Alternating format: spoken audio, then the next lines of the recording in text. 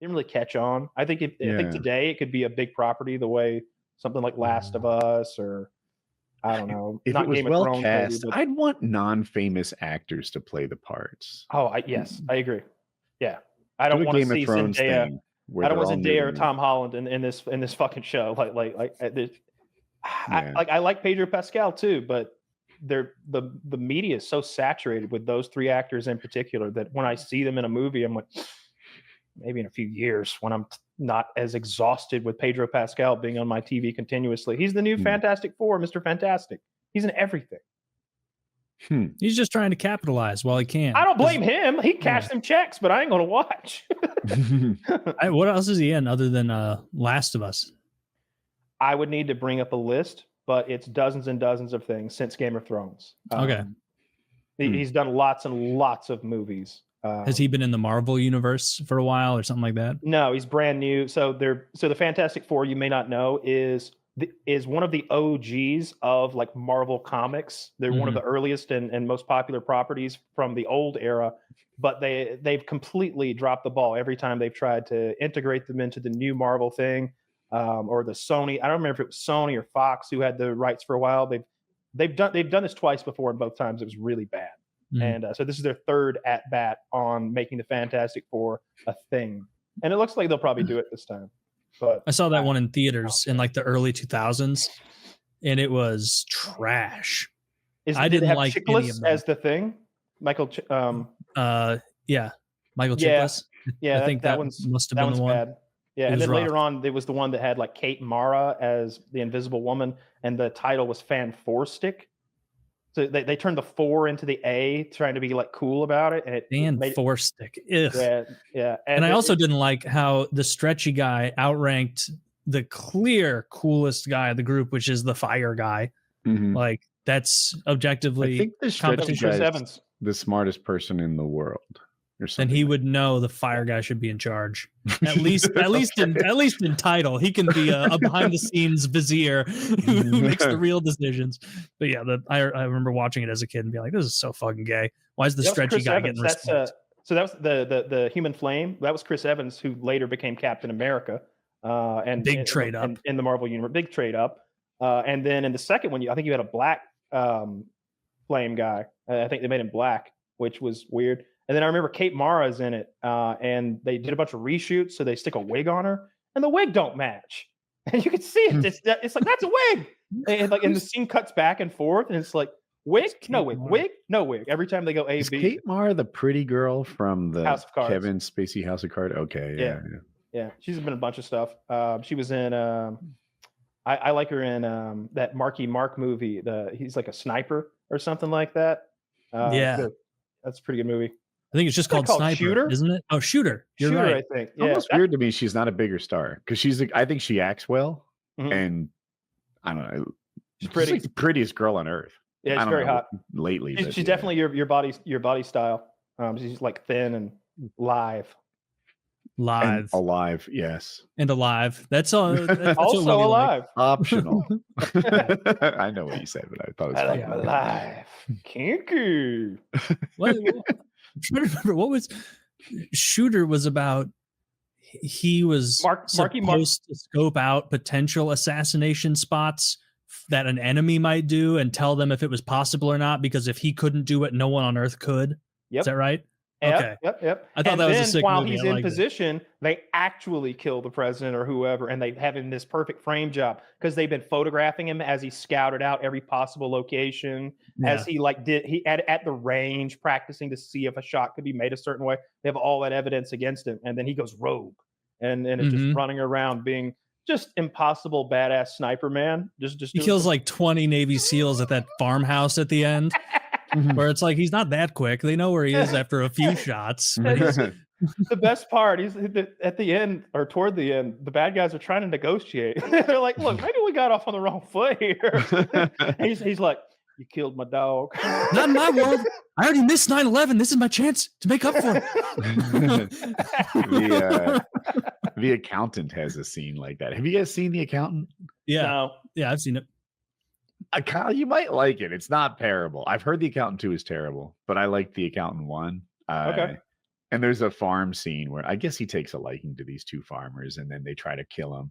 And he has like a Barrett 50 cal that he shoulders and hits people with through a scope in a moving vehicle and stuff like that. He's supposed to be him, that guy.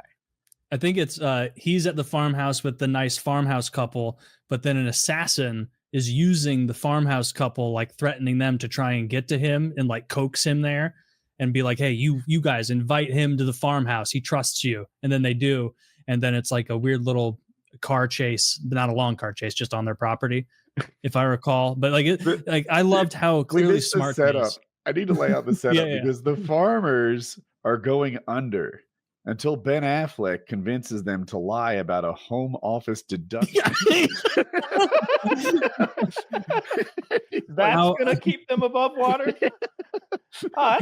Susan, this farm's been in our family for 10 generations. Well, Susan, there's nothing we can do if we can't come up with $172 to keep the farm. I don't know. This is a movie for morons. Yeah, I remember that. Grateful they let him do target practice on their farm, and then he just happens to be around when they try to assassinate them. I'm so fucking glad you remembered that setup, Woody, because I remember watching it and being like, I'm no tax genius, but I have a home office and it's not saving me enough to buy a 25-acre fucking beet farm or whatever the hell these people are doing there. And they're like looking at him like it's framed as though it's written as though a first-year writer who just paid their taxes for the first time wrote it. And it's framed as though like he's really dancing with the tax IRS devil by giving him this tip where he's like, ma'am, you make a bunch of chintzy bullshit at your house that you sell sometimes? And she's like, well, yeah. And he's like, and what do you use to get the dollar store ribbons to make your nonsense? And she's like, well, I use the car. And he's like, do we now? And where do you do this? And he's like, on the kitchen table mostly. And he's like, would you call this an office? And she's like, never, not in a million years would I. And then the husband's like, you dumb bitch, you say yes.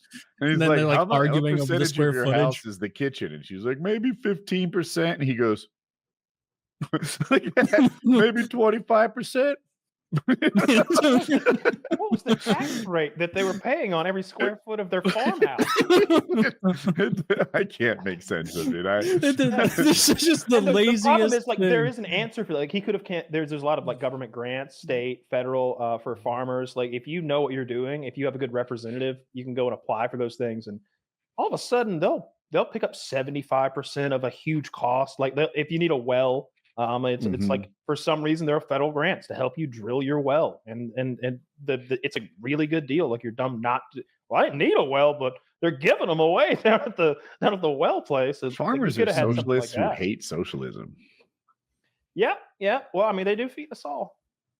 Especially, I didn't say they didn't feed us. I said they were socialists. I saw a video the other day, and that's really what the accountant was. It was like he's the most incredible accountant there's ever been. It's like, I fucking doubt it. Like, I bet there's fucking 15 guys at the big 4 firms or whatever that can do exactly what this guy does, but who isn't rude to every single person every step of the way.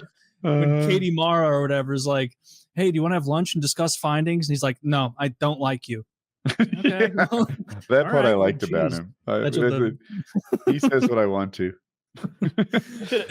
I want to watch a movie they call The Accountant, but it's this guy. Little Jonah Hill and Wolf of Wall Street. Yeah, dude, he rocks. I like Jonah Hill as an actor and pretty much everything he's in. 21 Jump Street is good. 21 Jump Street is hilarious. It's so much better than it has any right to be. Yeah, that's true. That it's rare that like I watch it, and granted, it's been many years since I've seen it, but it was one of those movies where like a friend put it on, just like a background whatever movie, and I was like actually like out loud laughing for much of it. Pretty good along those same lines. The Other Guys with Will Ferrell. Yeah, that is funny. a little exhausted of Will Ferrell, but YouTube has been feeding me other guys' clips, like, called him Big Tuna, and suddenly he outlines this story where the tunas kill the bears or something like that. I don't know. Oh, I love it. Yeah, I love his hot fucking wife that he's always like, he's like, babe, you're embarrassing me in front of my friend, as she's like bringing out a home cooked meal with her giant ass fucking tits. I'm just wondering, why would my wife feed me a stewed dog's asshole? Why would you do such a thing? That movie's full of, and I bet there's no way someone wrote that shit on paper. I gotta believe it's just Will Ferrell just ad-libbing and coming up with a lot of it, because like the whole Gator story is so good. He's like, sometimes I just some walking around money, and I want to buy some shoes, and I want to go to the people, and I want to say, Gator don't play no shit. You feel me? You feel me? Ain't never been about that. Ain't never been about playing no shit. And his wife is like, she's like, she's cowering because she's afraid of Gator the pimp. Like that whole story is good. The whole lion and the tuna thing, where he's like, now we got a taste for lion. All right, we got me and my school. We're coming for you. He built this scenario with the tuna, make like reverse scuba gear. Well, you lose that fight. You lose that fight 10 out of 10. Is that the movie, the Dirty Mike and the boys fucking in a Prius? Yeah. I call it a soup kitchen. That's good. Yeah, that's a very underrated movie. That maybe. Wait, is the other guys also the one where The Rock in the beginning is like, aim for the bushes? Yeah. they both killed themselves. Sam Jackson. Yeah. Him and Sam Jackson jump off like a 12-story building onto asphalt. That's the last. I think that's the last Will Ferrell movie as far as like date made that I've seen. I have no idea what that guy's been up to in the past. What is it? 15 years. I'm not a Will Ferrell fan, but that Elf movie, that snowball fight makes me cry every time. Yeah. I watched Elf rocks. Elf is a classic Christmas movie. It's on the Mount Rushmore of Christmas movies for a lot of people. It's their go-to. He's made a bunch of really good stuff, and I like him when he's like plays a serious character too. He can be kind of scary, and when he's serious, he's a big guy. Done serious? I remember there was one movie where he like had his life was being narrated in his head, and he was going insane through that. It was like there was a narrator. Like John did not care for the voice in his head. It troubled him. He's like, stop. He walked over to the kitchen and poured himself a glass. He's like losing his mind over that. That one was pretty good. But I can't think of anywhere he's been like a creepy. You know what he would be good at? That movie and that TV show Creep.